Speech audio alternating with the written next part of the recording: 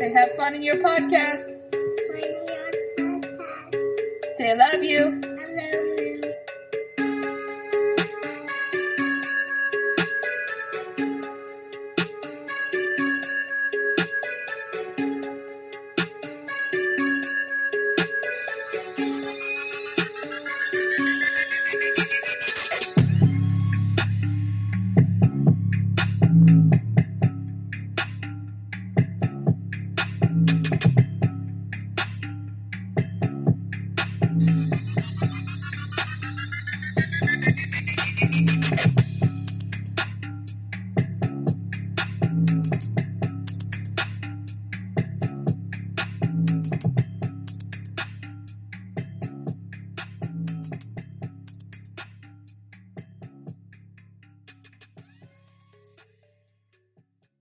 We're back. This is the Nicaraguan podcast with one half of the I-70 Connect, 30 pieces of silver. Unfortunately, the KC Stork is not able to join us tonight.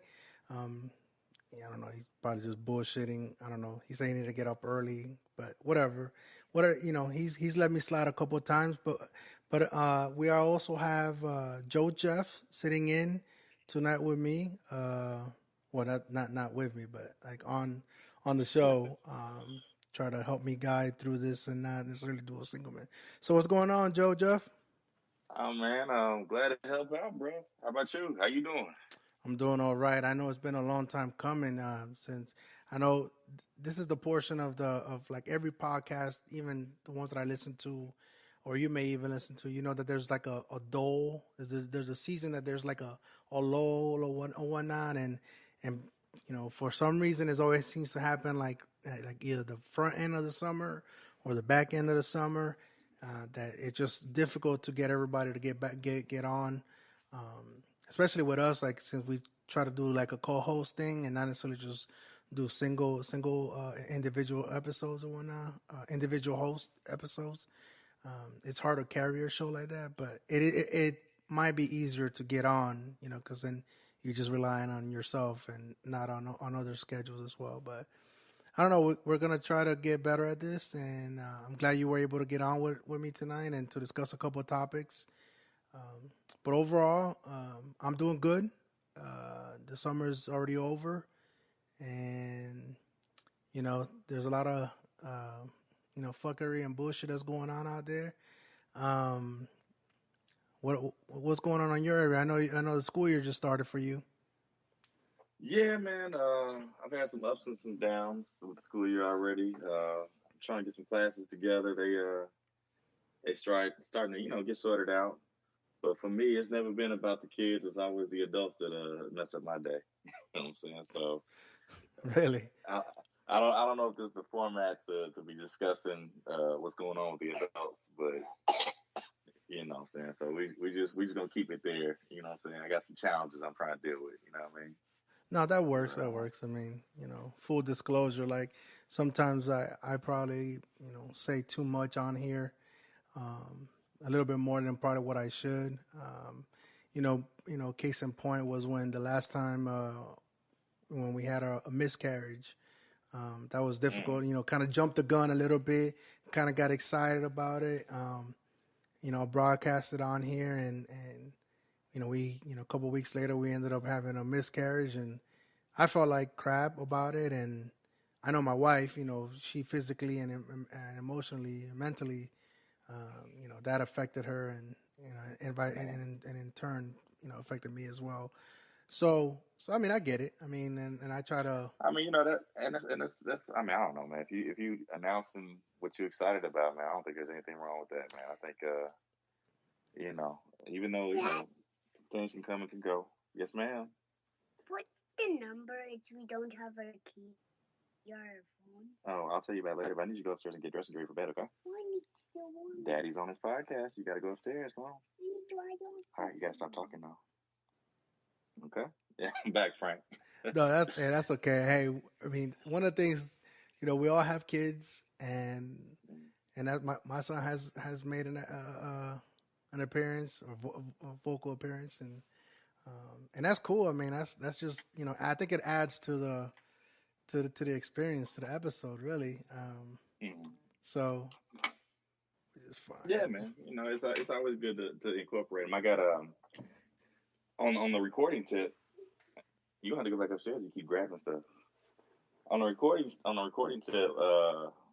Me and my guys have kind of gotten back in the booth, uh, recording, hip hop a little bit. You know what I'm saying? So that's been exciting. We did that a couple weeks ago. Probably gonna do it again this weekend. Oh, And that's cool. yeah, yeah, man. So we got one new song finished. We got another one in production, and then just we just still playing with that. You know what I'm saying? I don't know if we're gonna do anything special with it, but I mean, it's something that we enjoyed a while back, and it's kind of cool to get back in the groove of it. And so with the kids thing, I was just saying that we had made plans to try to the first time we did it was probably about well first time we did it was in college. The second time we did it like as a group was probably around '04. You know what I'm saying? To about '04 to about '05, '06. And then we kind of getting back at it. And I think this time everybody has kids, and we want to kind of incorporate the kids into the songs, so that they have it's an experience that they get to have, but it's an experience that we get to share with them. And so I think hopefully make some lasting memories. If it's fun or cool, they can go show their friends, and that'd be they have that experience. So I mean, Yeah, I mean I think that's really cool of you guys to do to even have that common that thing in common of having the artistic and music in common with one another, but then also have being able to want to share with your children. Just like me and Winston, when we get on, when we did this podcast, really is we're doing it for ourselves, yeah. But at the same time, it's just something that our kids and family and friends can go back and it just instead of writing a book or excuse me, creating a journal or something like that, there's something that they can listen to, yeah, man. I mean, it's like a record. Yeah. The historical records out there, man. So I was watching a podcast the other day. It was Funk Flex, and I think Funk Flex was talking to the Big Daddy Kane, and so they were talking about like parties that they went to back in the '80s, and how he kind of got on with like the Juice Crew and that type of thing. And so what was interesting for me, and I think what Funk Flex was trying to do was more than just do a podcast and be entertaining and that type of thing. I think what he was trying to do was be the historian. You know what I'm saying? And say, okay, well, hip hop is a culture, it's a movement, and so it has an origin story. But you know what I'm saying? We need to tell our story while our people are still around. You know what I'm saying? Because for instance, for like with Black culture, you know what I'm saying? We didn't have. I was talking to kids the other day in class, like there's only so far you can kind of go back in your family tree and kind of know what happened because the record wasn't kept. You know what I'm saying? Right. And by design, those records weren't kept. You know what I'm saying? Well, with all the technology that we have right now, there's no reason why we shouldn't have some sort of record of what we've done for posterity. So what Funk Flex was doing with Big Daddy Kane, I'm sure he's done with other artists. Is just saying get the origin story, not only how they got into hip hop, but what hip hop was in the early days of it, the '80s, the even the early, the late '70s and that type of thing. And so I think you guys putting this little format out here, this is for the kids, the posterity to kind of come back and say, hey man, this is what my dad was like when he was in his 30s. You know what I'm saying?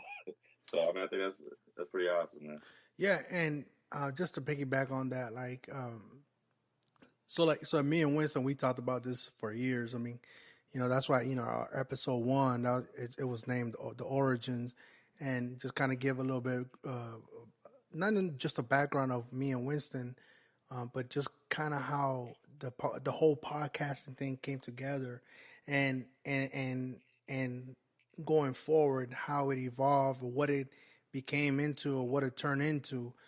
Because one of the things that we did is like we we always talk about it, but we never really set aside. And I was going to school, he was making some moves, so there was always something. There was always an excuse not to do it, not to get on until ultimately like or everything aligned well that we just did it. You know what I mean? And Mm-hmm. even at the beginning of the episode, I mean the podcast, I mean you could see that we ran into some technical issues. Like it wasn't just some people they'll tell you, hey, you just get on, record, and that's it, right? But then you throw into there's other dynamics that go into just recording. There's the scheduling, the topics. What is it you're going Yeah. to discuss? Yeah. What area are you going to focus in? And then also the technical aspect of it, like what kind of equipment do you need? As the podcasting evolves, you start honing in on perfecting it. Like for me, one of the biggest thing was to get the audio correct. Being able to share screens and the audio, listen to a YouTube on while we record and everybody else share. It took us a while to even figure that out. I mean, it was a hit or miss. There was a lot of money invested. Not a lot, but there was a little bit more money than we initially thought it was gonna be. Right. Right. But with the advancement of everything, and podcasting has really become really accessible to everyone. I think for us, I think we ran into Spreaker, the Spreaker app. That's been real helpful. We finally figured out this audio sharing screens and while we record as well. So it's always been good. Now we're just trying to figure out, like you see on the Facebook Messenger, just trying to get everybody together at once. I know I backed out a lot, but that's because we have some family. I gotta take care of the family first, and I may not always spend the time, during the week with them that I want, but on the weekends, like if there's a movie or the kid just wants to hang out and play, or we have visitors that have kids and we spend time. So it's a real big balance, but just having a platform that not only we can use as a recording instrument or as a record of our where we were, how we got here, and how we're gonna get there in the future. It's nice to be able to I guess annotate or record or while the whole process is going. So I think the podcast is really good about that. I think when you guys get in the studio and you get your kids involved, you'll see like how you'll be able to go back to the beginning, how when they first step on to the studio with you guys to how they evolve, couple sessions in or whatnot, and you'll see that progression, or that stalemate. You could see the stalemate, and then you could try to like push the progression. So it's always good. I mean, especially now in the world that we live in, everything's really like literally and figuratively at our fingertips. Like it's really on us to make the effort of either making time for your friends and family, and going into the studio session and then getting your kids involved and all that stuff. It's really on us. I think the tools, everything's really accessible. It may be a little bit financially, there might be like a little burden here and there, but I think with the more people you have involved, and then everybody can share that, either the financial burden or whatever burdens or whatever hardships are going on, that to get you guys going on the ground. But anyway, yeah. So we're 10 minutes in, and we've already conversation goes a little bit different. One thing I do want to I want to try on this episode. I'm not gonna try to reveal the show name, okay? And then Okay.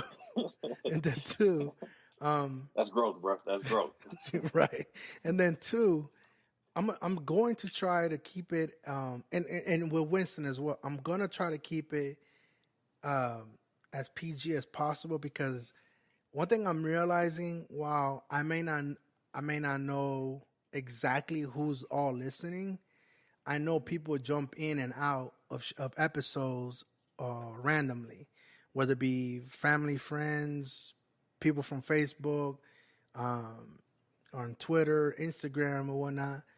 and me listening to other podcasts, like it was only a matter of time before you become visible to other people and to other mediums, so that Right. you don't want to. I don't want to be fake, but I also don't want to tarnish whatever Yeah. reputation I have. You know what I mean? Because I tell you, like the old music we did, and like we were mid 20s, you know what I'm saying, and early 20s when we started doing it, and a lot of it is just not appropriate to ride around in the car with, you know what I'm saying. So as we're doing, the stuff we've been doing, it's been relatively PG, in terms of something that you can ride around in the car with. So when sometimes I'm playing podcasts and it'd be like, yeah, maybe we could skip past this part right here. you know what I'm saying? right, right, Hey, kids, rabbit ears. you know what I'm saying? right, uh, and that's so yeah, that's what I was gonna get at too. Sorry to interrupt you, but that's what I was gonna get at. It's like, a lot of my music that I listen to, it's ratchet, it's explicit, um, and it was okay. Hello, and it was okay yeah, for me and when it was a baby. But now that I'm realizing that I have a 4-year-old that can at any given moment, not necessarily all the time, but at any given moment can repeat whatever comes out of my mouth or whatever, regurgitate whatever he sees or hear at any moment. You know what I mean? And I don't want to do that. You know what I mean? I've already had the incident. I said the word hell. Like I was like, what the hell is that? And he said it while I don't think it's necessarily a bad word, but yeah. just hearing it from him, like it didn't feel right. I guess like It ain't about what you feel is a bad word. It's about what your wife feels a bad word. well that too, but like but just so just so a simple word. because they will repeat, because you'll be Pete and they'll be repeat. So whatever you say Oh will yeah, come and back out their mouth, and they're gonna come out where your wife is completely embarrassed, and that's gonna be your ass. Man. So yeah. Oh well, I we've forgot. I already forgot. had the That's incident gonna be that your bottom. That's gonna be your bottom. We keep it a PG, yeah, right? So, that's the I already had an incident. I don't know if I shared this before or not, but I already had an incident. I was folding some clothes. We were in the room. My wife was getting ready for bed, and my son just said, "I want to go to my other house," and I didn't think anything of it, but my wife was like, "Whoa, whoa, what you mean your other house? mm-hmm. Like, what does that mean?" And like, Frank got another family on the side, bro. so Frank, like Frank, I mean, I Frank out here know practicing myself, polygamy. so I know it's not real, and I know it's a joke, but to her, it's like, wait a minute, Uh-huh. if the wrong person sees that, luckily it was Oh, just us three in the room, but when we go bowling or when we're in public with our friends or whatever doing something else, they may take that the wrong way. They don't know that it's a joke. You know what I mean? see, now I know why Frank ain't got the time for everybody on the weekdays. He got to meet them on the weekend and do it. He got to go to the movies on the weekend, because on the weekdays he with the other family. See, it Frank, all adds up, bro. You start connecting the dots. most definitely. Oh, The why we can't get on? Why we can't do the podcast? Oh, bro, I'm sorry, bro. I'm with my other family. Damn, that might be a running joke. I'm glad Winston's not on here because he would have Uh, jumped on that. oh But yeah. anyhow, but yeah, man, like yeah, just going forward, like I said, I don't want to show. I'm gonna try my best not to reveal the show title on purpose. If it happens, obviously, it happens, but not on purpose. And then two is try to keep it, try to still keep it 100, but at the same time, something knowing full well that my audience is not just me or you or Winston. There are kids.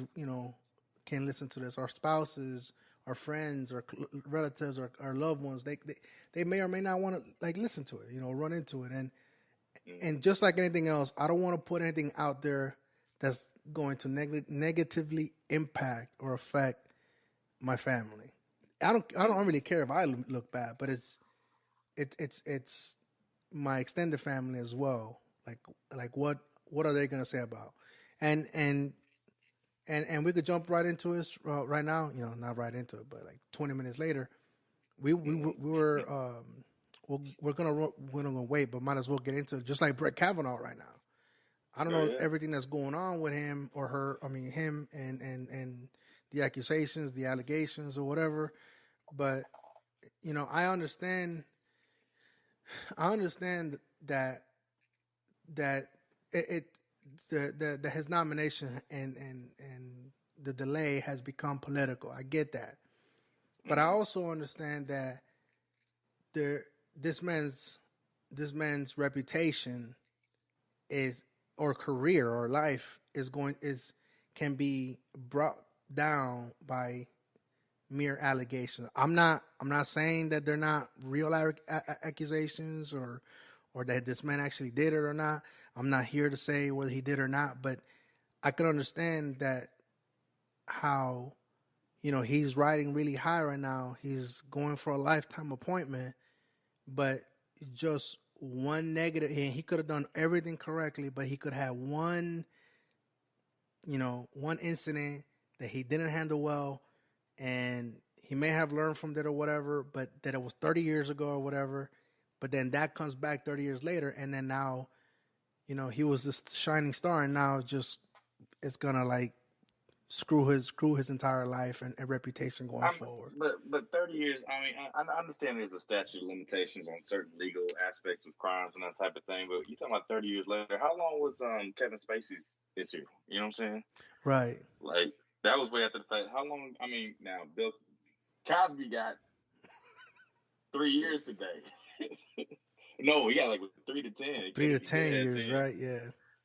And so he about to do hard crime. But I mean, let me be real clear in this because I had a discussion with somebody on Facebook today who's a former coaching colleague of mine, and he was kind of comparing the Kavanaugh situation to the Trump situation with the grabbing, the whatevers, and to Cosby, and I was like, dude, one of these does not fit. You know what I'm saying? Right. Cosby was slipping them pills, man, and he was doing it. But you said that was 35 years ago. I said 35 women came forward. Mm-hmm. This is not the same thing. But I mean, if you're gonna go in the past, I think you get. I mean, if you're gonna go in the past for one, what's good for the goose is good for the gander. If we're gonna go back on Kevin Spacey, if we're gonna go back on these other people, Kavanaugh's gonna go into a job, man, that is you can't revoke that. Like if you're gonna put this man in his job, that job is indefinite, man. Right. It's a life term. We're talking about 35 years. He'll be there for another 35 years. Yep. You know what I'm saying? So I mean, I don't have a problem going back on his past at all. And if he's going to be making decisions that affect this country, I think we ought to know somebody's decision making process.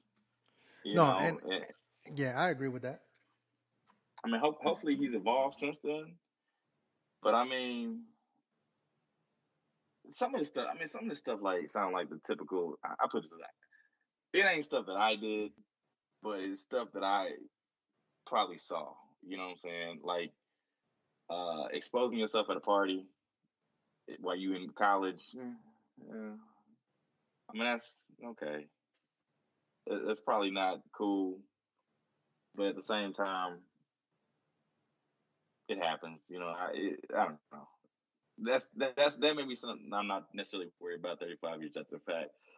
But when he pinned, like I guess in high school, he pinned the girl down and was, basically, I don't know. I don't think it was rape, but it was definitely molestation or whatever. That's something you might want to investigate a little bit further. She was asking for FBI investigation. Trump, foolish stuff, was talking about she would have came forward if it was real back then. And I'm like, man, it wasn't a Me Too movement back then. People have felt more comfortable coming forward in this day and era. In the last calendar year, women have felt a lot more comfortable in coming forward and talking about these type of issues than they did even 2 years ago. You know what I'm saying? Let alone 35 years ago. That's why the Cosby women waited till this point to do that with him. You know what I'm saying? They sat in silence because they were in a position where maybe they didn't feel the power. They felt like somebody would just go and say, "Hey, she must have wanted it," that type of thing, or whatever, and just kind of minimize their pain. And So for whatever reason, these women didn't come forward then. I don't think it's fair for our president, our leader, to minimize them coming forward now, especially when we're putting somebody in a lifetime job. I think we need to hear each and every one of those stories and then come to a conclusion for ourselves their validity. So. Yeah, no, I agree with that because, and I hate to be, and I hate to say to be the one or be the one pundit that that speaks on behalf of how women can potentially feel during these events or what their minds go through, when they're trying to understand what is actually happening to them.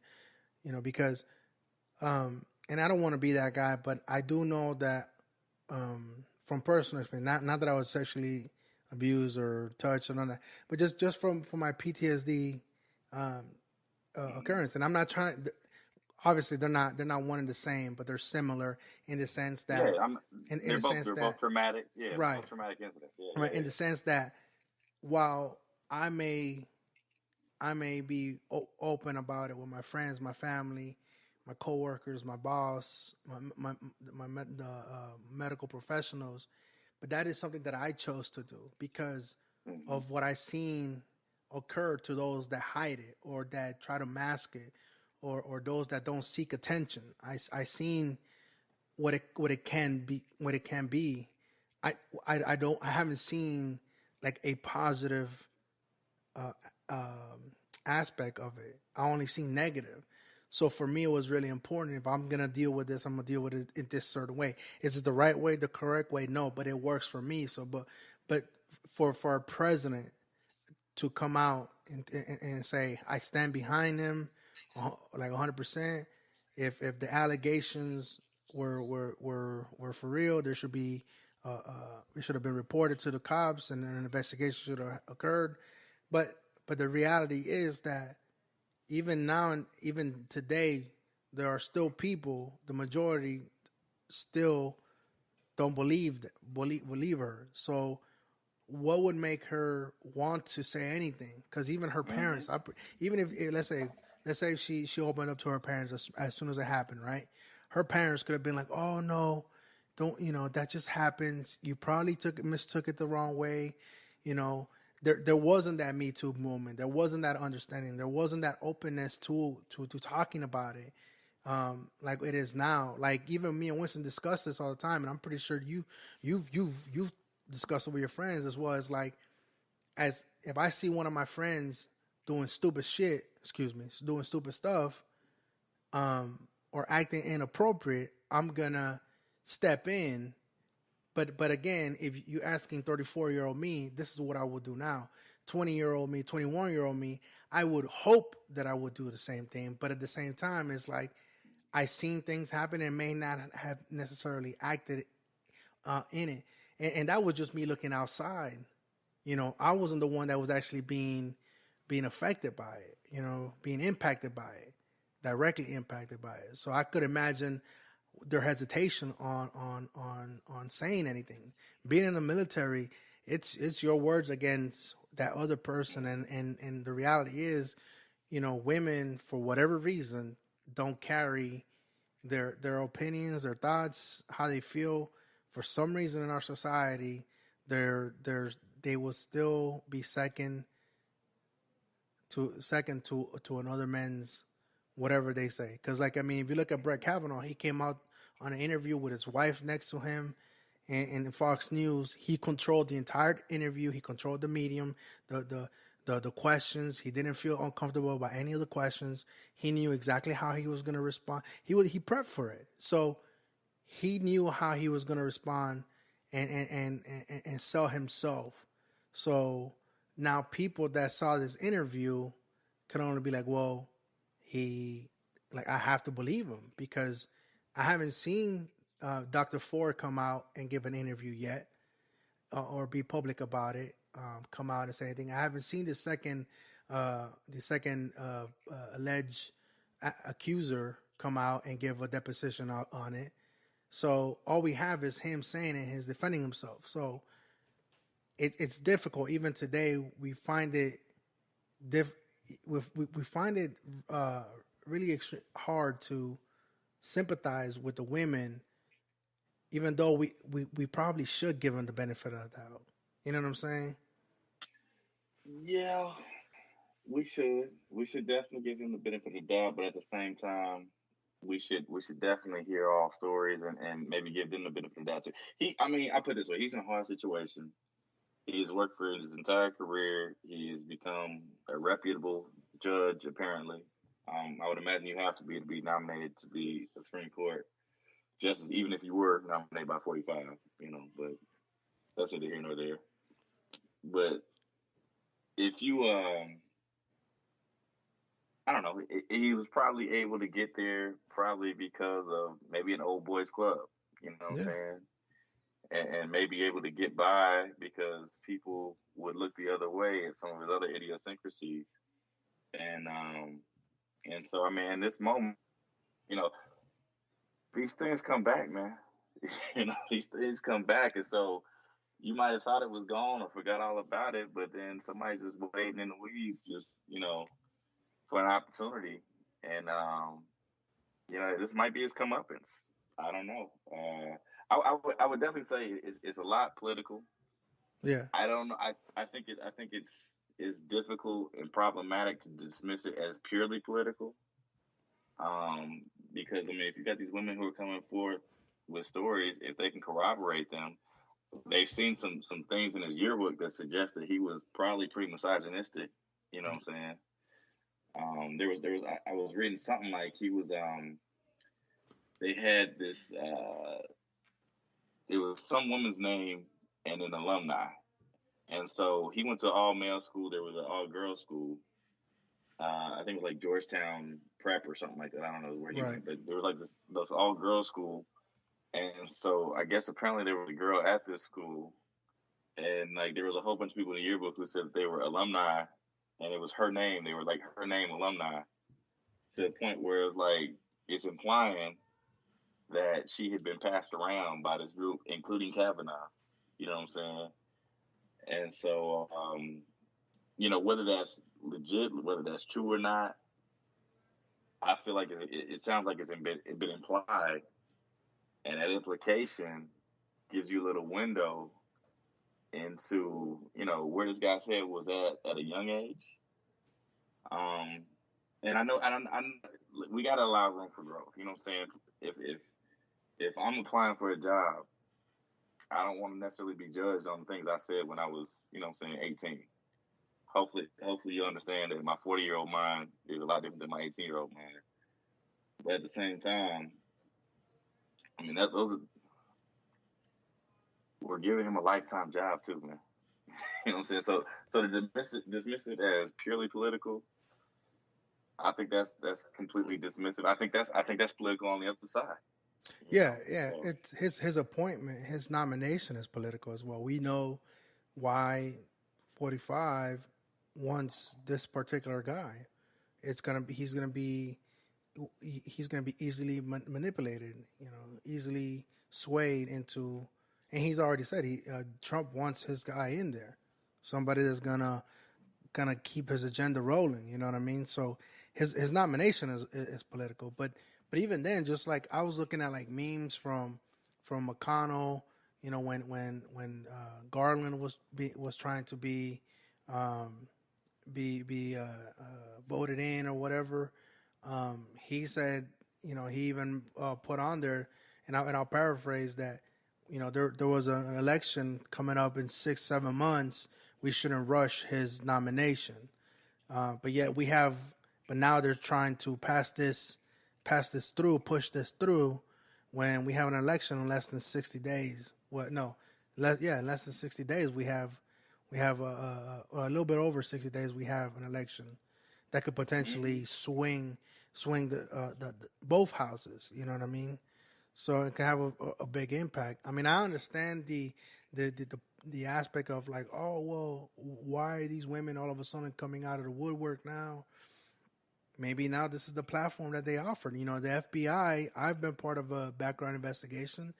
I have to list what the last 10 years of where I lived and all my I have to give him references of like childhood friends, people that know me the longest, and some of them get contacted, some of them don't, some of them actually get visited at the homes or the addresses that I say they're in, and they discuss certain things. I've been on the receiving end.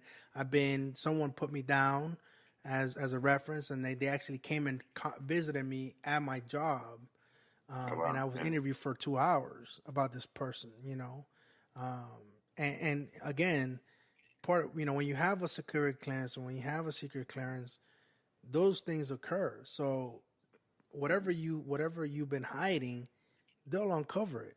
So you might as well, if you made a mistake, own up to it, get in front of it. But let's just face it, Kavanaugh would have never said anything unless it was brought up. You know what I mean? Oh yeah. And again, we would have been we would have. They brought up things and he still ain't said nothing. You know what I'm saying? Right. His whole confirmation process was by him avoiding and ducking and dodging, direct questions. Questions about what, like, for instance, if I'm appointed by Trump and confirmed by the Republicans, and then all of a sudden Trump is brought up on charges of malfeasance and is brought before the Supreme Court, or if he were to discuss the idea of appointing, a pardon for himself, how would you rule on that? And his whole statement in both of those occasions was like, oh, that's purely hypothetical. I don't know how I would deal with that until it's actually presented to me. You know what I'm saying? So he has said nothing at all. Period. The only thing he said that's in the affirmative is, I'm being drugged through the mud. You know what I'm saying? So, and in fairness, he may be getting drugged through the mud, but at the same time, I don't know, man. I just don't like. I'm with you on the situation with how we forgot, how quickly we forgot about the Merrick Garland situation. And then we want to push this thing through because we got deadlines in November. There's the midterms, and then they're going to seat the new senators in January 3rd. So I mean, I know they're under the gun. They're trying to get it done. They're trying to get it done before any charges come down on Trump. Right. I mean, I don't know. I think we're in a new era where a process that was supposed to be relative. I mean, I don't think it's ever been apolitical, but it's been. I think a lot of times, they try to, like for instance, I think Gorsuch got through relatively quickly, didn't he? I would have to go back and look at it, but even then, Gorsuch, there was an understanding of how his evaluation process goes. So I don't think there was I think with him they probably it was the speed of how fast they wanted to do it, but I don't think there wasn't anything that was. I would have to look that up before. Yeah, I don't think they didn't find any real dirt on him. Like right. They found this, and this was brought in at the 11th hour, because this was kind of getting ramrodded down our throats, but then it's held up because of like I said, the dirt they found, and the Republicans are still trying to push it down, and it's I don't know. I mean, I think if they were serious about looking good as a party, they would take these allegations seriously. I mean, to me, there's got to be somebody else on the list. Withdraw his name and pick a new judge, and make sure that you do your due diligence. You got till January to get it done. And even if you don't get it done in January, if the president's still the president, and there's no, well, I mean, sure, after January, he might get impeached, but I don't know. Yeah, I mean, I know they're under the gun, but I don't know, man. I feel like they could withdraw his name, regroup, and pick one that does not represent Clarence Thomas versus Anita Hill all over again. Right. Right, but even okay. So, but even if we do that, like, but who's to say that the next nominee? Because I don't. Well, one of the things is I don't know if this is like the GOP's nomination. I know he's. I know it's the GOP Judiciary Committee. I know they run it right now because they have the majority or whatnot. But just like the Department of the Secretary of the Department of Department of Veterans Affairs, he was the White House doctor that quote unquote air quotes I'm doing gave the clearance to Trump, and he said that he was perfectly healthy, this and that, and then 2 weeks later he's getting the nomination for to head I think like the second or third largest government agency without no prior experience. Yeah. You know what I mean? So, is this a hand picked by, out of like a pool of potential candidates that really align himself definitely a more with loyalist, Trump? man. Yeah, he's definitely a loyalist. I mean, like, Yeah. I think Kamala Harris was asking these questions. I think he is definitely somebody that Trump is handpicking to say, "Hey, look, he's probably gonna check all the boxes. Are you pro life? Check. Right. Are you for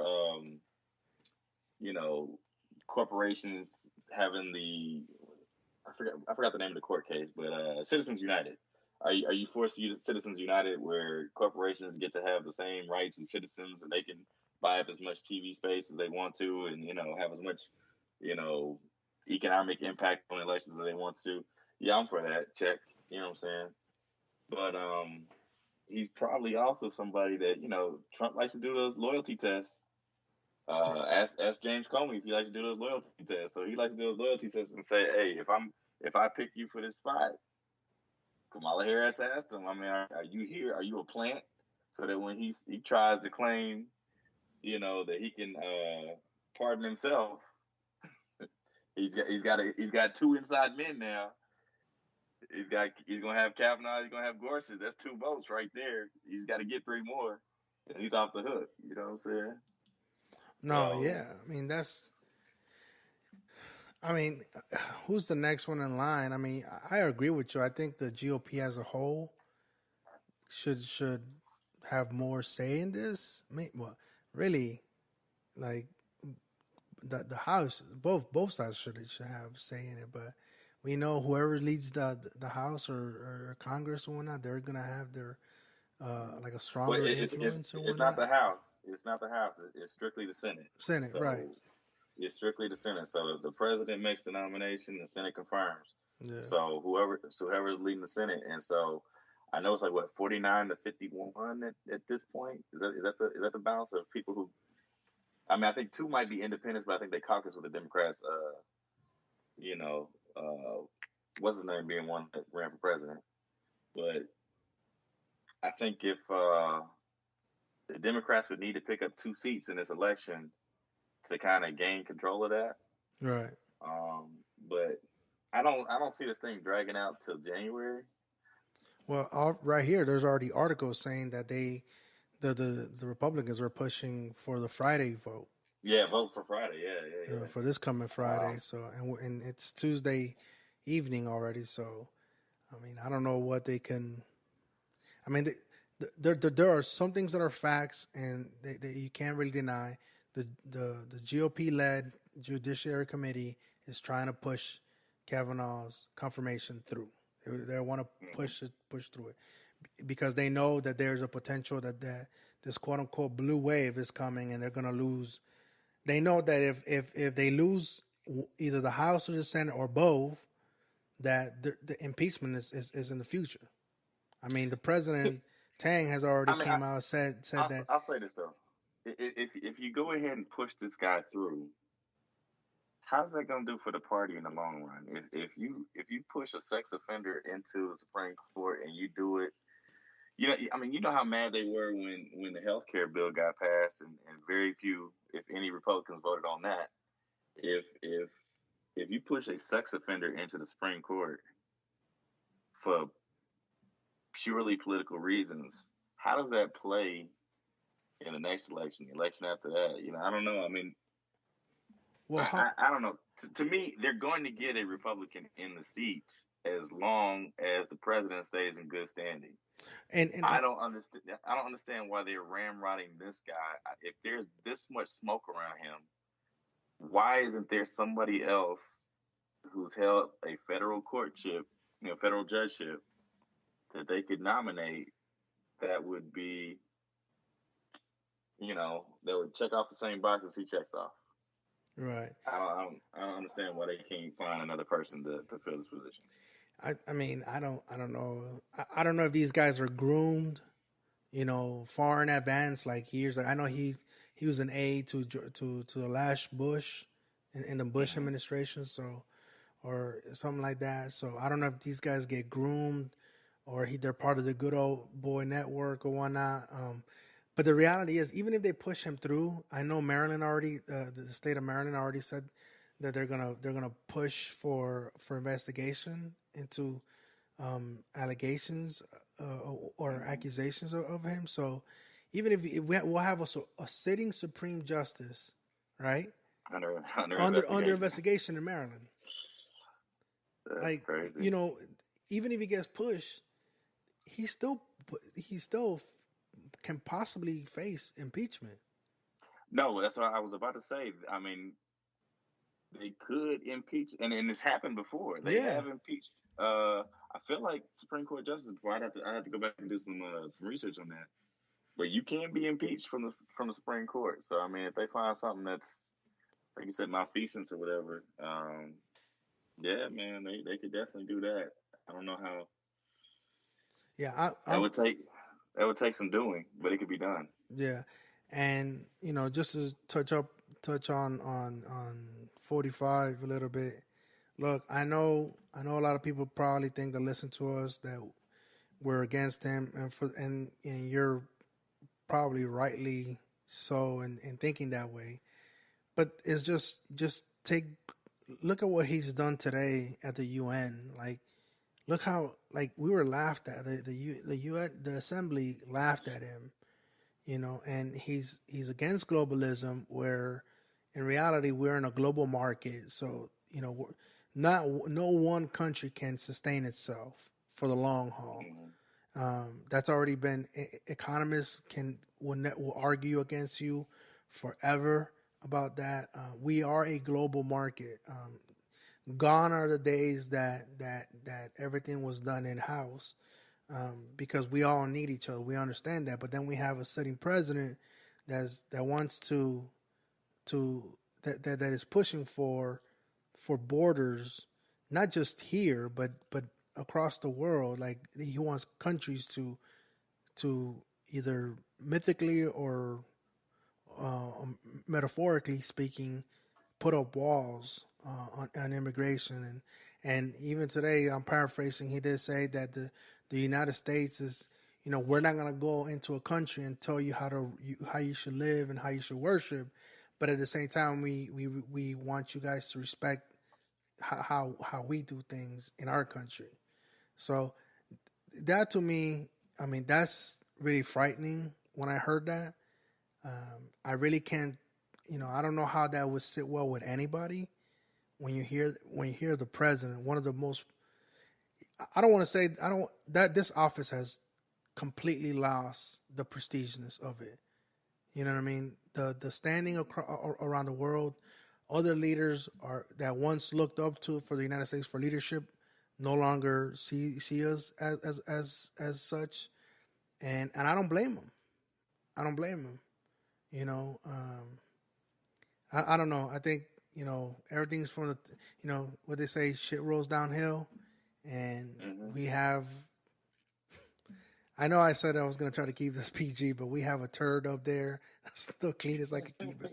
We have a turd that's dragging, that is starting to roll down. I mean, look at the education secretary and Betsy DeVos or whatnot. I mean, look what she did. Look at her history, what she did in Michigan and these charter schools. I mean, some of the stuff, I understand that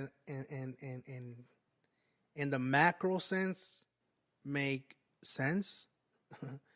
But when you put it into action, into play, into practice, it really is not sensible at all.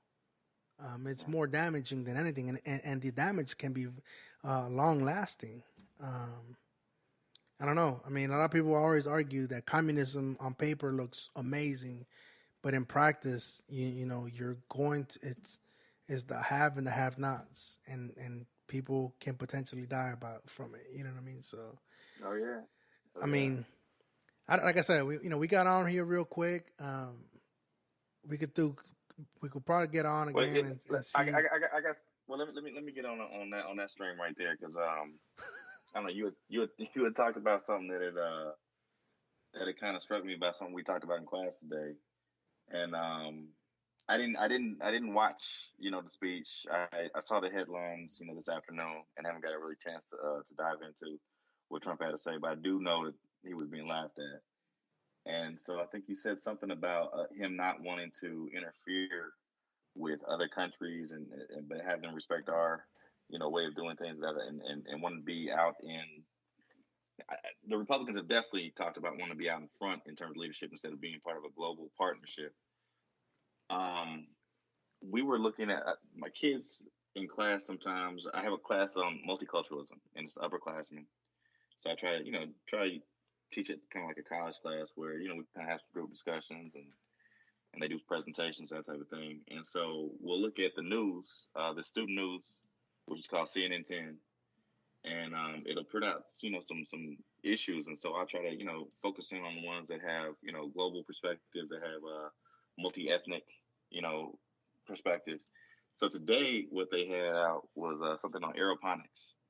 And so basically they were studying ways to grow vegetables in kind of like a Japanese method in these like greenhouses that have these sprays that spray fertilizer but also mist, and that way they're able to grow food in harsh climates without arable soil. So we were looking at why that would be a good thing to keep some sustainable crops in places such as deserts. So when you're talking about a place like the Arab Emirates or a place like Iran,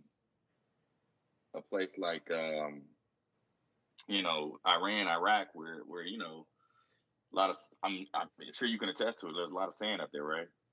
Yeah. You know what I'm saying? So it's probably pretty hard to grow food. They were saying that in those places that they import 90% of their food. I could not imagine having to import 90 freaking percent of the food that you bring into this country. And I know that the conversations we had around, drill baby drill versus, coming up with more sustainable green energies and trying to, we've switched over a little bit more to natural gas so that we can be independent in terms of our oil production. You know what I'm saying? Because we know that if we need oil and we get our oil from places outside of this country, they have influence over us and they can hold it. OPEC can hold us hostage. Imagine if we're talking about food.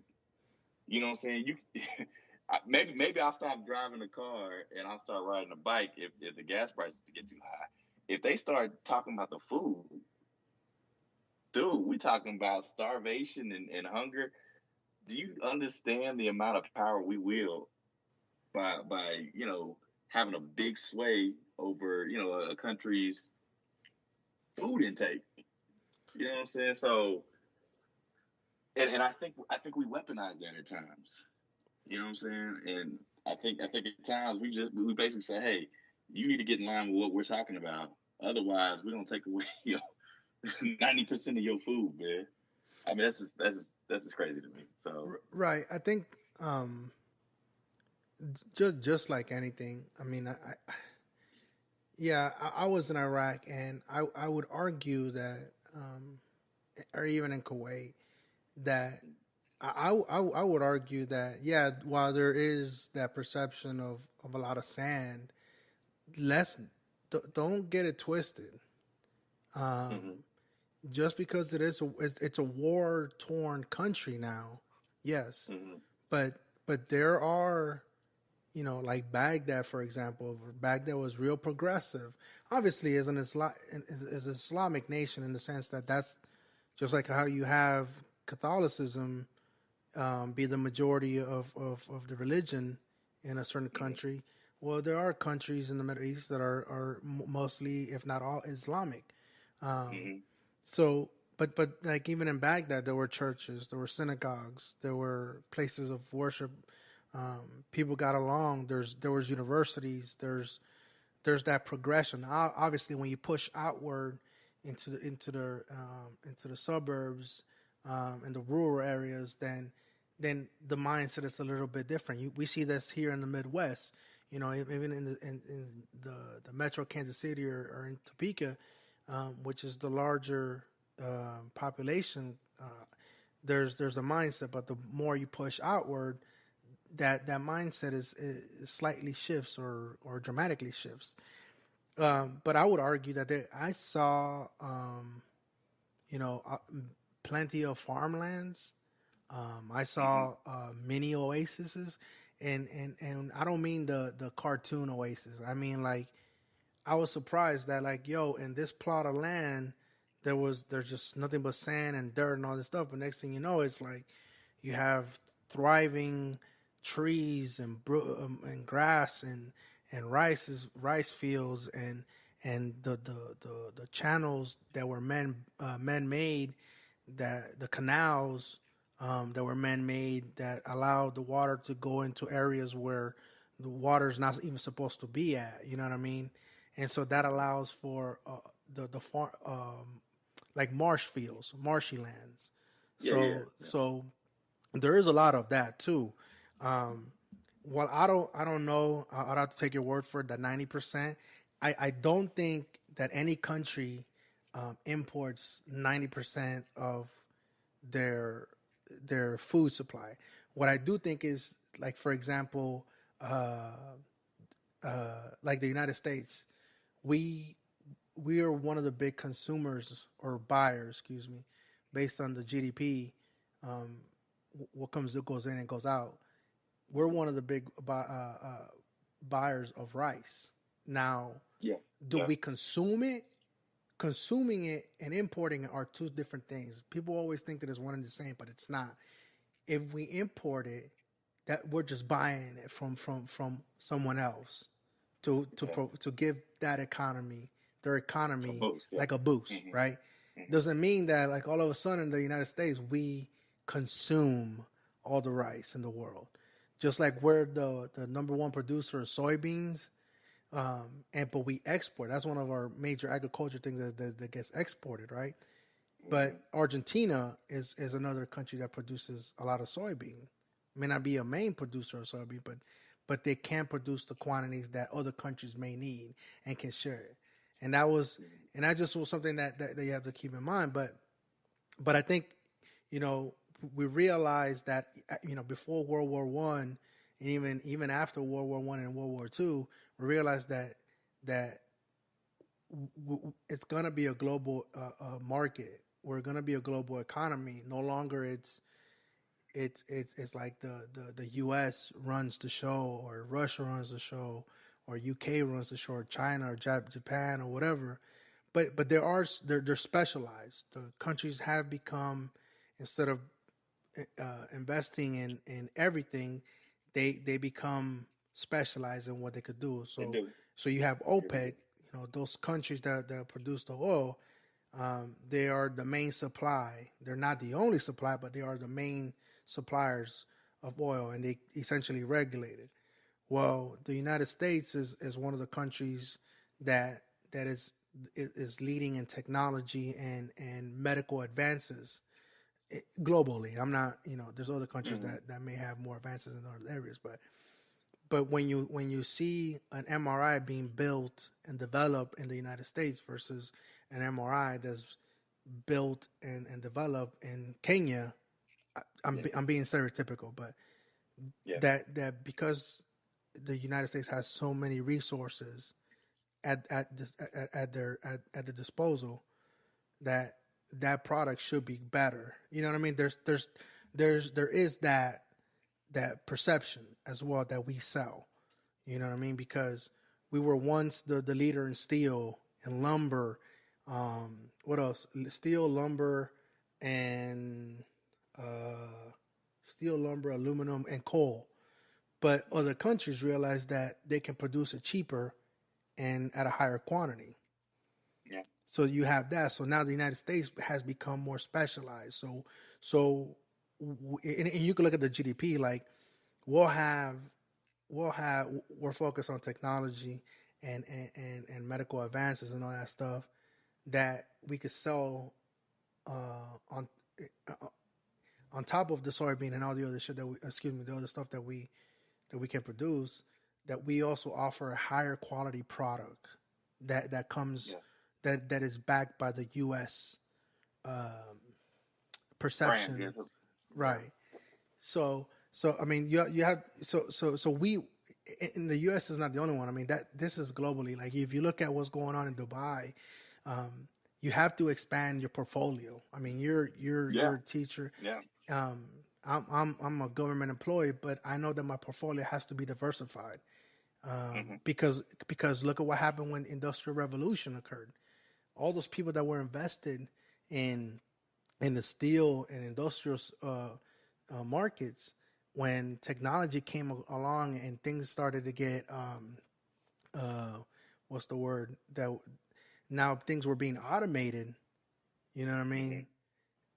A lot of these skilled laborers, they went away, and that force, you know, what did they have now? Yeah, up in the Rust Belt, up in right. you know, and Ohio, and it's interesting that, I mean, I bring that up because I was reading something about Pittsburgh. I don't know what brought me to that, but I was looking at Pittsburgh and the model because, you know, the steel city, and they were the number one producers of steel and industrial before the Industrial Revolution occurred, like that. I mean, and they were in the midst of it. I mean, they were behind New York and U.S. Steel, the Carnegie Company was there. Yeah, right. So, but when everything became automated and they left, they had to figure out whether I had to adapt to this automation, this technology, new technologies, and new engineering of software and all that stuff.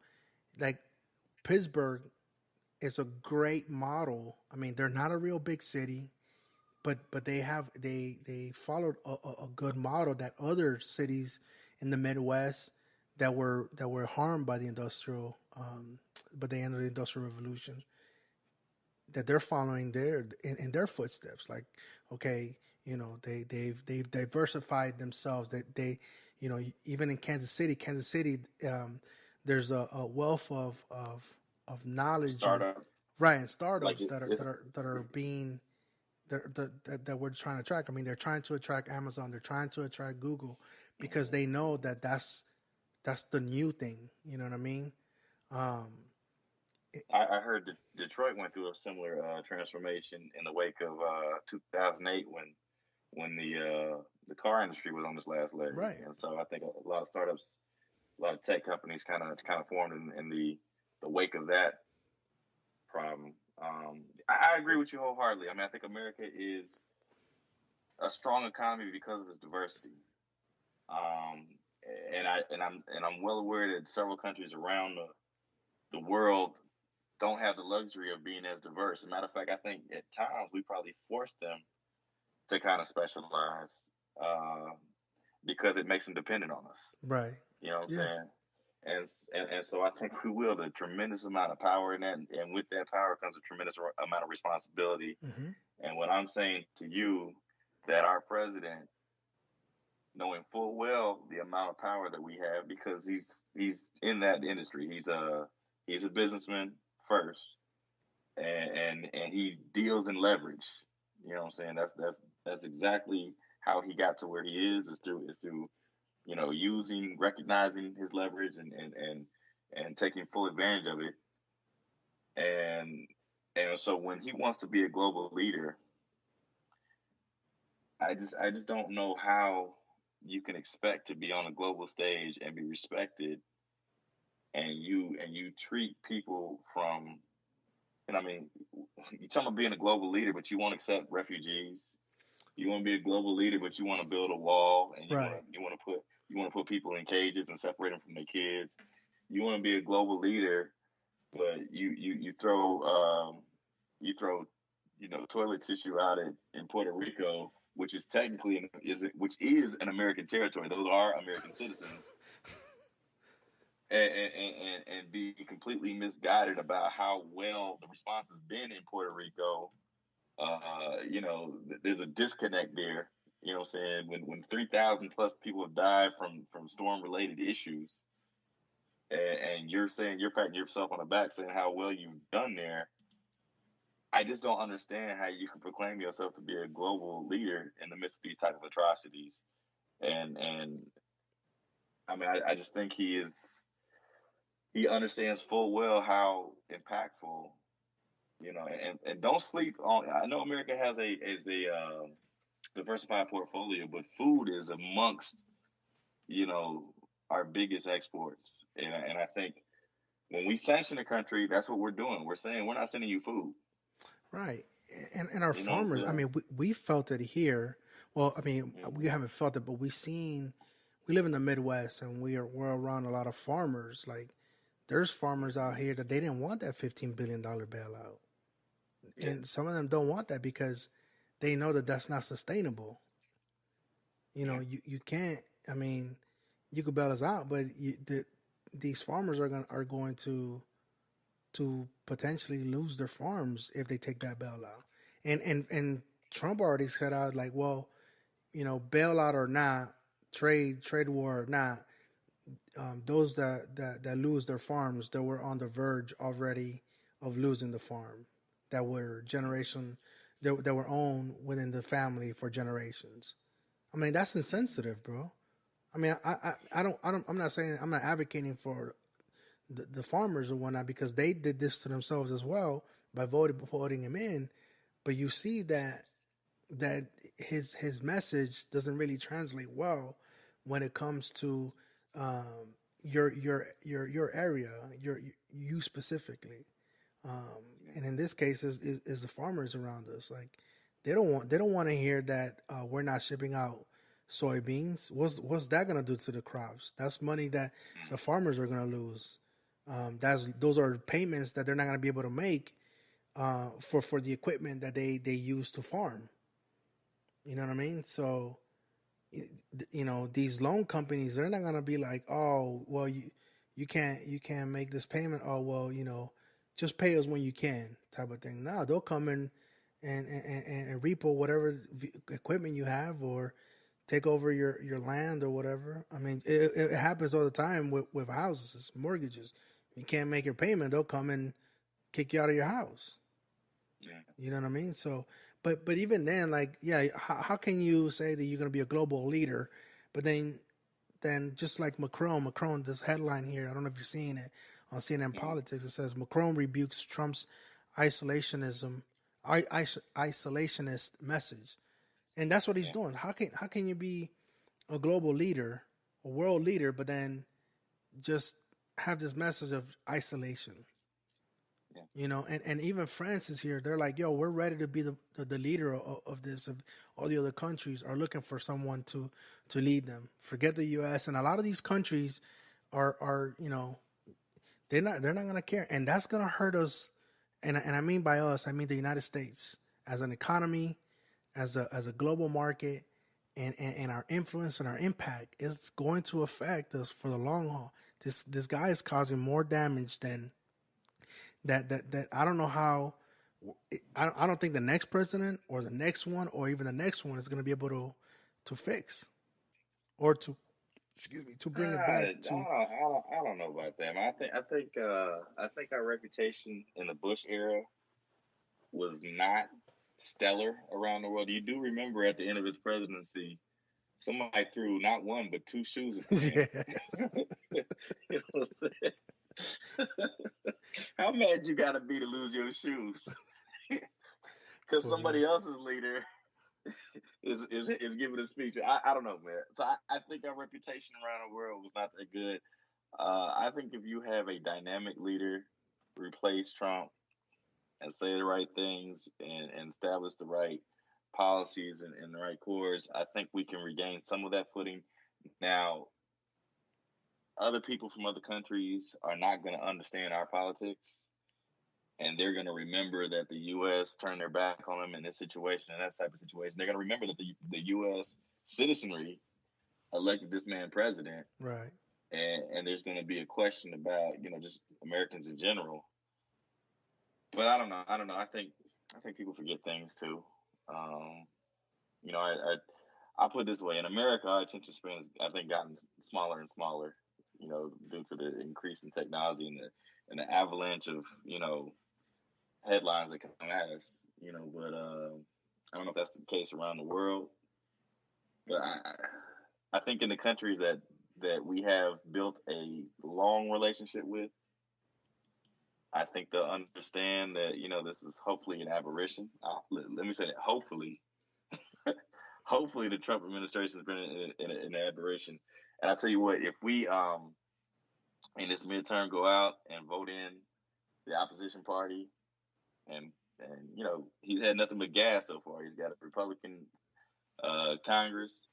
He's trying to stack the Republican Supreme Court.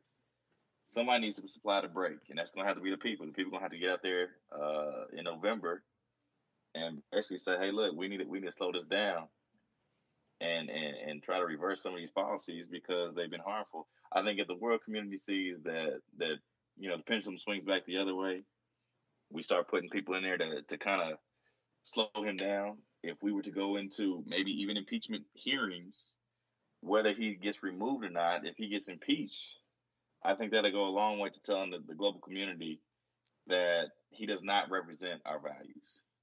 You know what I'm saying? He came in at a moment where, he was saying some things that spoke to a lot of people.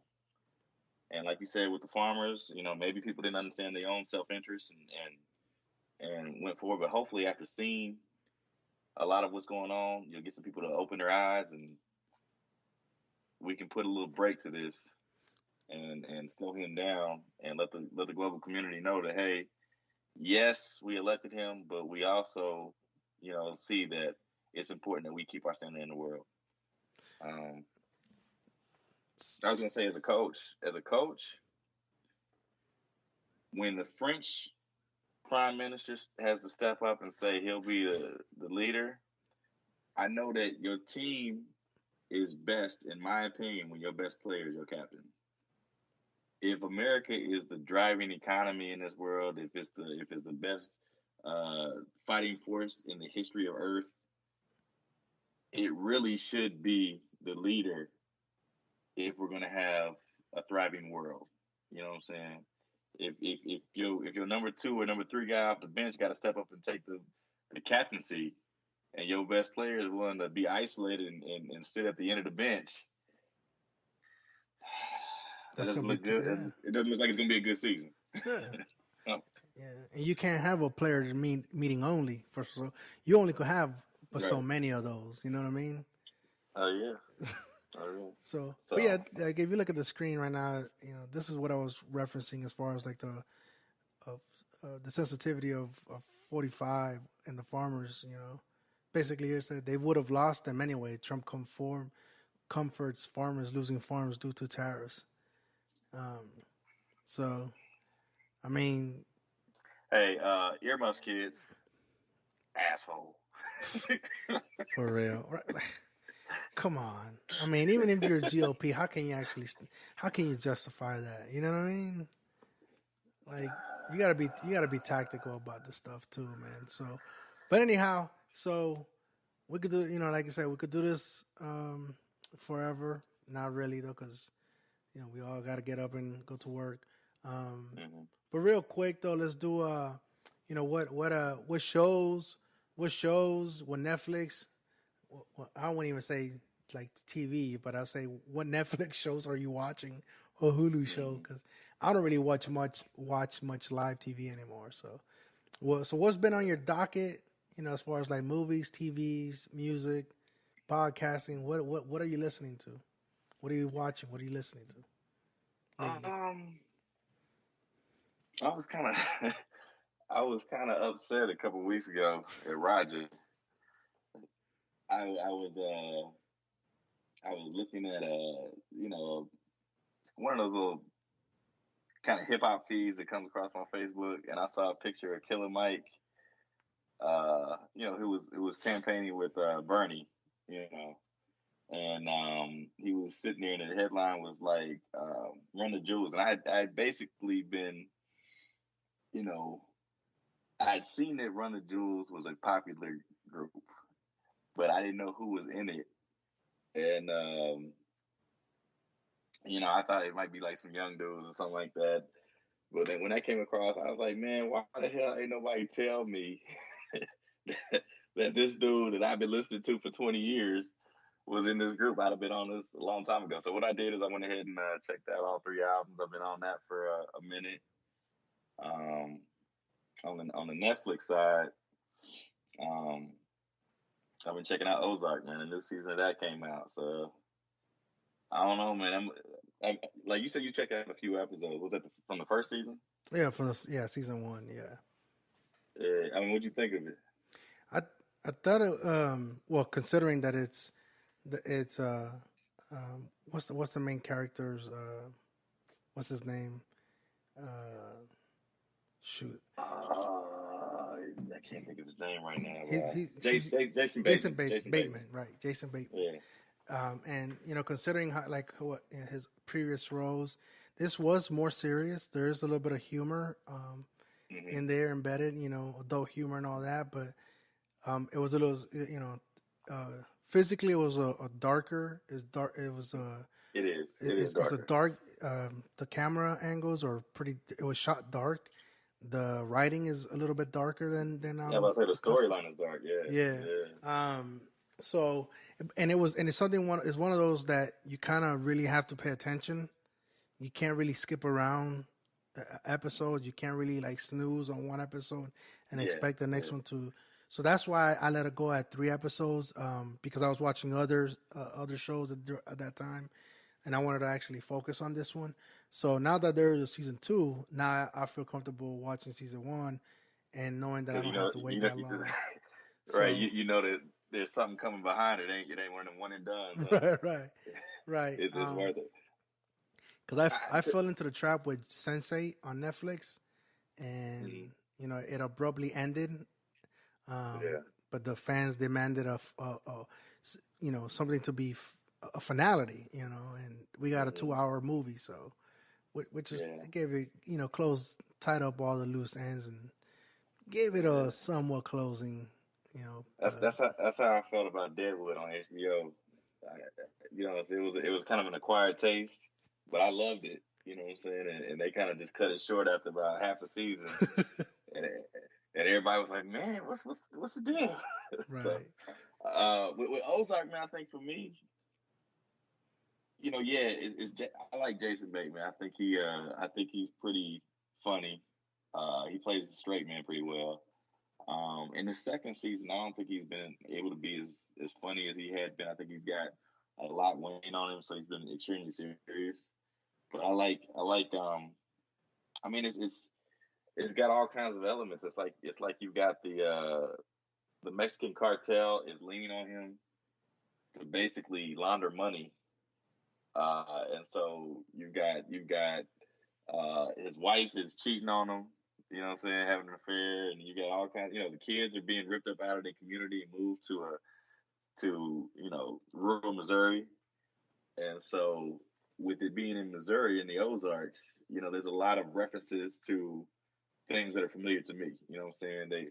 There's the Kansas City Mafia gets brought up in the second season. You know what I'm saying? It's a running character. You know what I'm saying? They take trips to Jeff City. They go to St. Louis. They talk about the Plaza. They're talking about enrolling at Mizzou. You know what I'm saying? So me being Mizzou alum, you know what I mean? It speaks to a lot of. I like it because of the local aspect. I mean, I think it's an empirically good story too. I mean, I think there's a lot of intrigue going on and backstabbing, and you know what I'm saying, like how's he gonna get out of this?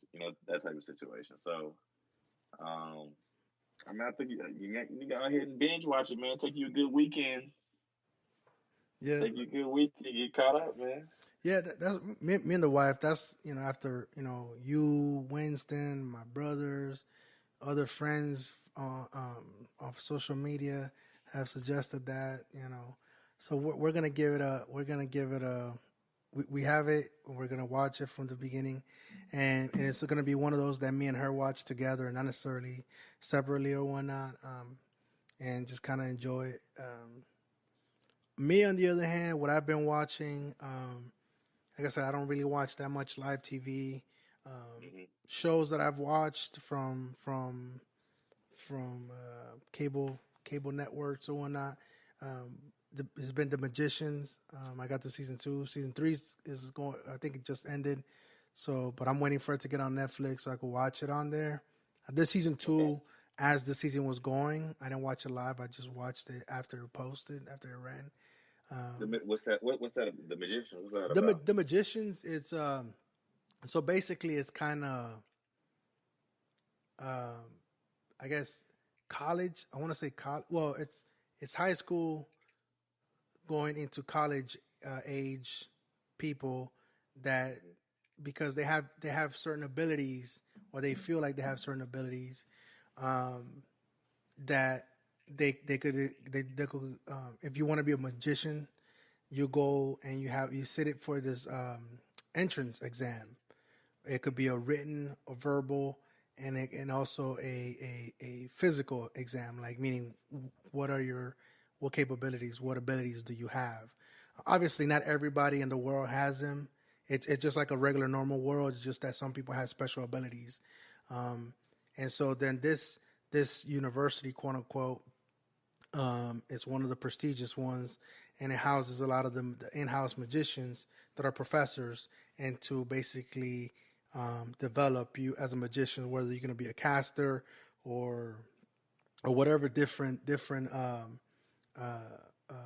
magical realms there are. Because just because you're a shapeshifter doesn't make you a great caster, or vice versa. So there's different levels of being a magician, and so it's kind of like you go into this university. Yeah, you get into you have your common core classes, but then you also have these extracurricular specialized classes that help you identify what your abilities are best suited for. So you have first you have to get into this program. Not everybody gets in. Even if you perform well in the entrance exam, overall you can still be denied entry. And if you are denied entry into this magical university or whatever, you never have access. You can never have access to it again. Essentially, the portal closes for you. Okay. So you obviously you have one. So the two protagonists are, one makes it in, the other one doesn't, even though she has the actual abilities to make it in, but for some reason falls short or whatnot. So she's spited, and she's looking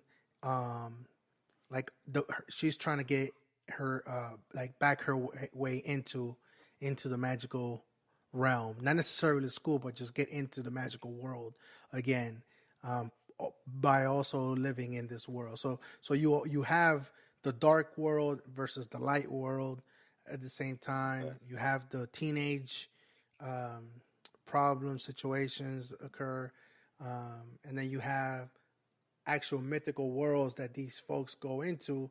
One of the worlds is they call it, I think it's the librarians. They're the ones that hold all the knowledge, but not everybody has access to the library. So you can only, a librarian has to invite you, or somebody has to be able to teleport to that. So I mean, there's a lot of things that go on. Basically, they're also being attacked by the underworld as well, and so the school itself is protecting all the students. And they're keeping what I hear you saying is you watching Harry Potter the series, huh? Yeah, but it's on A&E, so it's a little bit more ratchet. You know what I'm saying? It's not quite Disney. You know what I'm saying? Right. Like there was season 1 had a really gruesome scene, which was the devil, or what was thought to be the devil's son, which the devil Okay. ended up being a female, a black female. Um, Wouldn't it be though, man? but hey, Wouldn't it be? but but Thank but you, the A&E. but the devil, but the devil's son, basically, um, basically raped this other magician, like anally raped her. Oh, You wow. know, so Okay. Yeah. so it explores that aspect of it too. Uh, I don't know. I got into it. It's not really my cup of tea type of thing, but I think I like the storyline. I got into it. I've also watched Badlands, Into the Badlands. That's an amazing show. And so if you ever get a chance to watch it, that's an amazing show. Actually, Winston was the one that put me on that, and, Okay. and it's amazing. But on Netflix, I me and my wife, we just finished Riverdale season 2. I know. It's probably the cheesiest thing ever, but it's something that me and my wife, it's a show that we both liked and enjoyed. And while you think Riverdale is like this teenage, you know, fucking teenage, um, nice story or whatever, happy go lucky, it really isn't. It's really dark. It took me a while to realize that this was based on the Archie comics, Okay. and how and all the characters that are involved in it. I like the spin that they put on it, making them dark, and, having a good guy and a bad guy, and then having that turmoil where where you're not rooting for the bad guy, but they do some good things, so you kind of sympathize with them a little bit. Yeah. So season 3 is getting ready to start. We don't watch it live, so we'll just watch it when it comes on Netflix. I'm into animes, so big My Hero Academia on Funimation. It's like my favorite show right now. I understand why it's so popular around the world. Again, it's just superheroes, a world where superheroes it's an actual job. It's not like you get licensed to be a hero. You know what I'm saying? Right. To practice being a hero. And if you break those laws, you can actually be held accountable, and lose your license. And it's a livelihood. Like this is how they make their money, their living. And Yeah. and all the superheroes thrive to be the number one. And in this case, the number one transfer his power to another human or kid to basically groom him to become a hero. Not necessarily the number one hero, but just be a hero, a good overall person or hero at the same time. So it's a good one. But on Netflix, they've invested a lot of money in animes too. I watched The Dragon Prince. That's a really good one. I was really surprised the quality, the story, the art.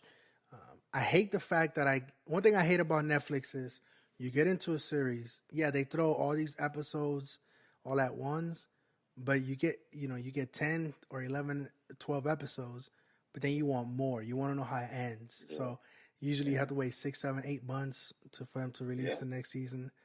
BoJack Horseman is animated. It's ratchet, bro. It's stupid ratchet.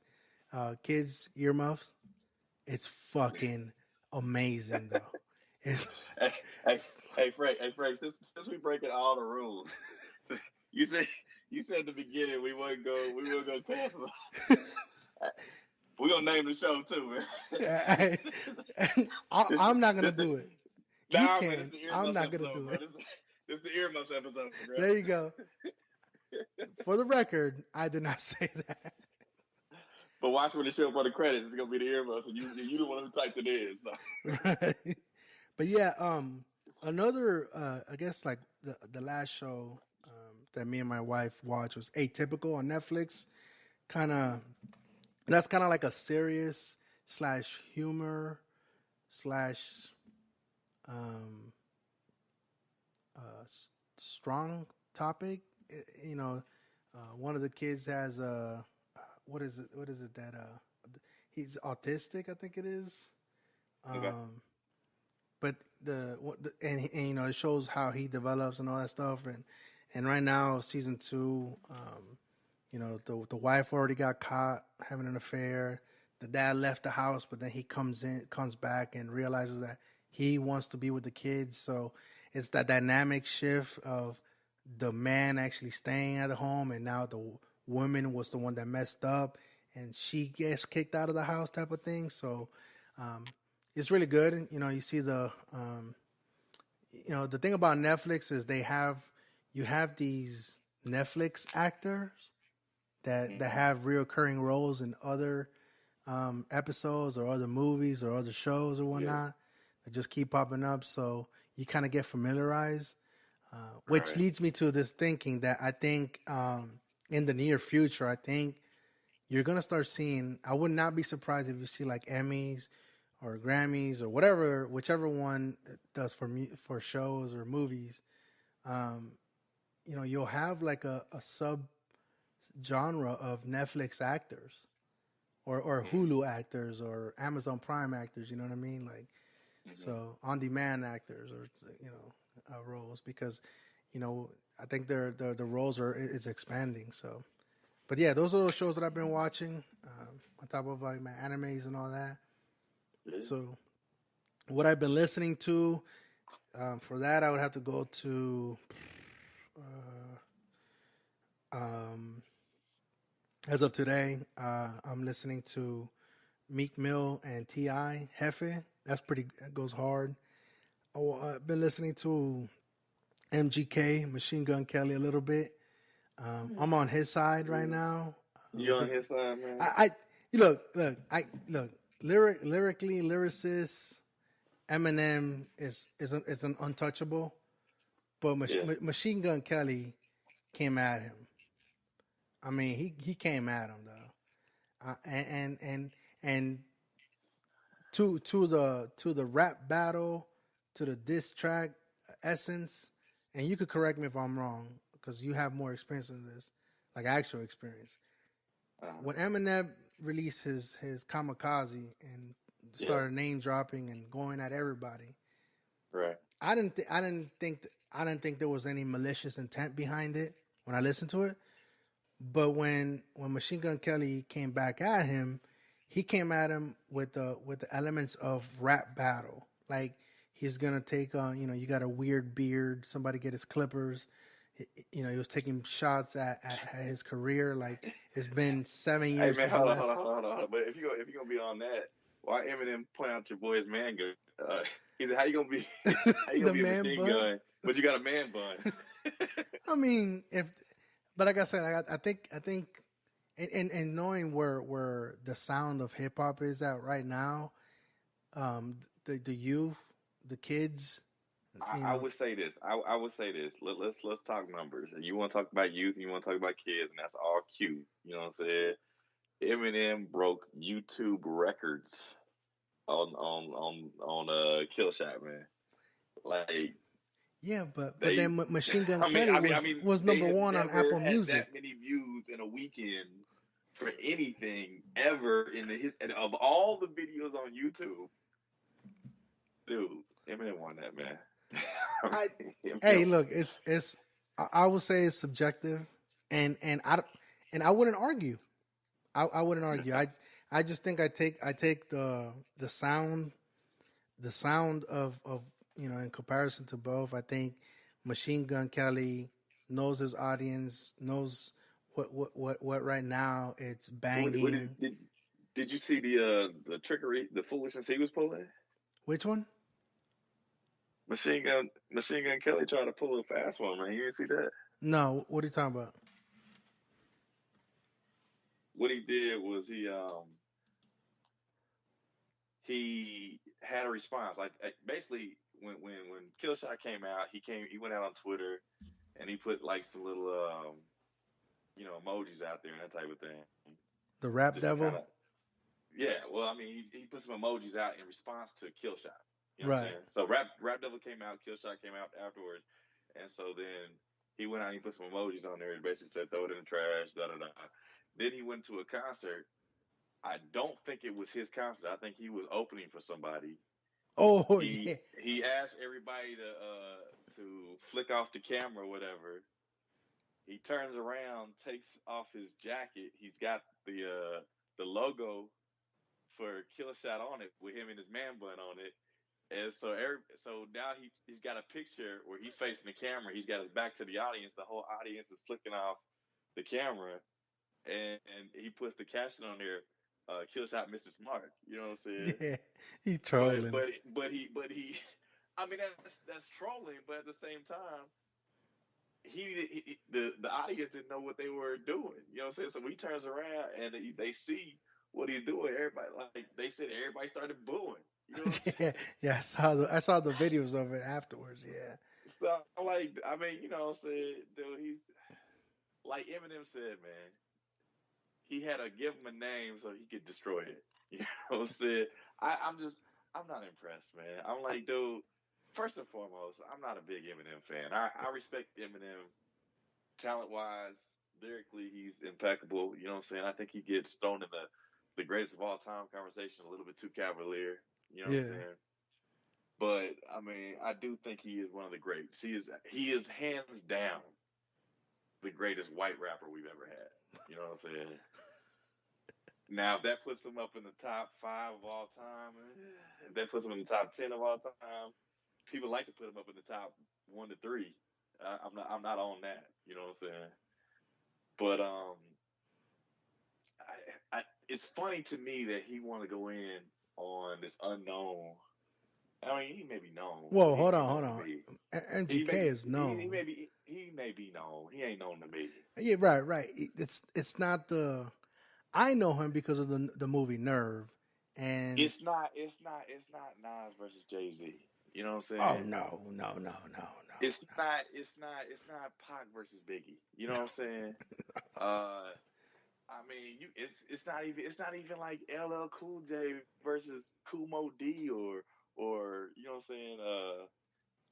So he went at cannabis. And all that. I mean, it's not even those level. You know what I'm saying? It's somebody who's at the top of the game. It's like your center going at the JV point guard. You know what I'm saying? Like, dude, I can't get up for that, man.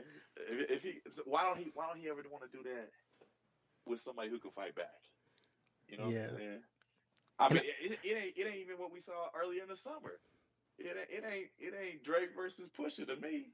and yeah, and I still think Drake came on top on that one. I mean, he took a hit, I think he took I the think L, but Drake I think Drake's popularity will transcend what happened. But in the battle, he took a L.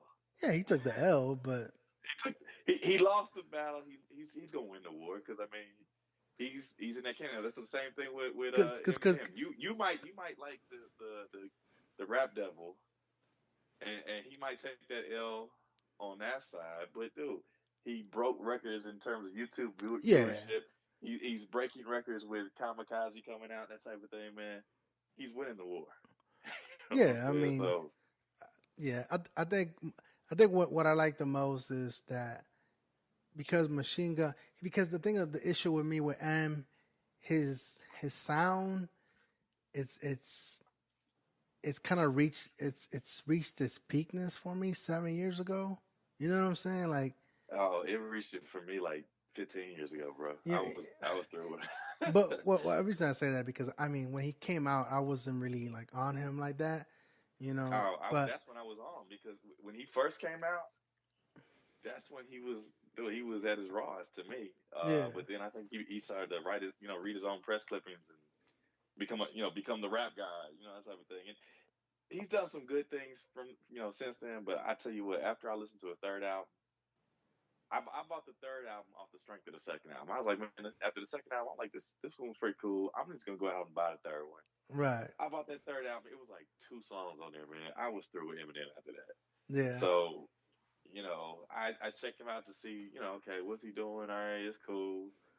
But nah, for me, he don't fall in the canon of the greats of all time to me. But yeah. to I each mean, their own. some yeah, you're right. To each his own. Like, um, But I think for me, MGK has a sound that I can vibe with the more.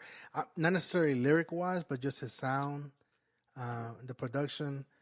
Just kind of like when Migos and Ray Sherman or whatnot. Like I don't know what the fuck they're saying half the time, but I bang with it. I mean, my bad, Earmuffs kids, sorry, Yeah. but I bang with it. You know what I mean? Like Extentacion, Triple X. You know, until you know, I hate to say it, but it is what it is. When he was gunned down, I listened to his music and I misunderstood him. You know what I'm saying? There's a couple songs that I was like, yo, okay, I know what you're talking about now because now I'm paying attention to your lyrics. Your sound is good, but lyrically, I get it now. You know what I mean? Now, does that make you like the modern day Tupac? No. You know what I mean? Not to me. Yeah, y'all were on that. You and your brother was on that, man. I was like, I mean, I like it. I like the sound. I like the song. Do I like everything? No. There was maybe one or two songs. Like Trippie Redd, I like one song called Bang right now. I mean, but his whole album now. And I'm glad that on Apple Music you can choose to just buy a single versus the entire album. So yeah. See, that's the thing to me. I come from the old school where you can't have a single and be called great, man. You got to be able to back, dude. You had to have an album. yeah, You know what I'm saying? And that mug had to be like at least 9 to 10 songs strong. You know what I'm saying? like we come from an era of classics. You know what I mean? Like Reasonable Doubt. However you may feel about Jay-Z today, back then, going forward, whatever. A Reasonable Doubt is a classic, bro. During his time, 10 years after, 20 years after, you go back. I went back and listened to it. The Blueprint, bro. I still remember when that first came out. I bought the CD, put it on, press play, and like just let it ride. Now, not every song. I mean, there was like, I think you get to like one song, and it was like, eh. Yeah. But you got through it. You pushed through with it. I think once you got to like track 8, Yeah, 7 or 8. like like 7 or 8. Just let it ride from there. That mug was banging from there. But hey, you know, it was funny. I got reminded. Well, I didn't get reminded. I didn't notice. Do you know that the Blueprint came out on 9/11? Yeah. This is crazy to me. Yeah, I mean, like, yeah. I had a kid in class who told me that she was born on 9/11. What? I was like, what? Yo, crazy. no, bro, forget that. Listen, this 9/11, the one just happened just now. It's been 18 years. No, 17 years. 18. I think it's 18. Yeah. No, 2001, right? One. 17 years. Yeah. That made more sense. Yeah, the girl 17. Yo, it's been 17 years. Yeah. That's bananas. It's been 2 decades since the most like the last hostile act of terrorism on U.S. soil. That's crazy. Me and my wife were like, damn, 17 years. Shit. I mean, here's where I'm sitting. I'm a social studies teacher, and I'm like, every year we stop whatever we're doing on 9/11, and we discuss it. You know what I'm saying? And I go back, and like it used to be where I would talk to my kids who remembered it, and then it got to the kids who were, you know, maybe don't remember, but they were young and they were around. You know what I'm saying? But they didn't necessarily understand what was going on. right. And then it got to be kids who I'm at a point right now where it's kids who were not alive when 9/11 went down. You know what I'm saying? Wow.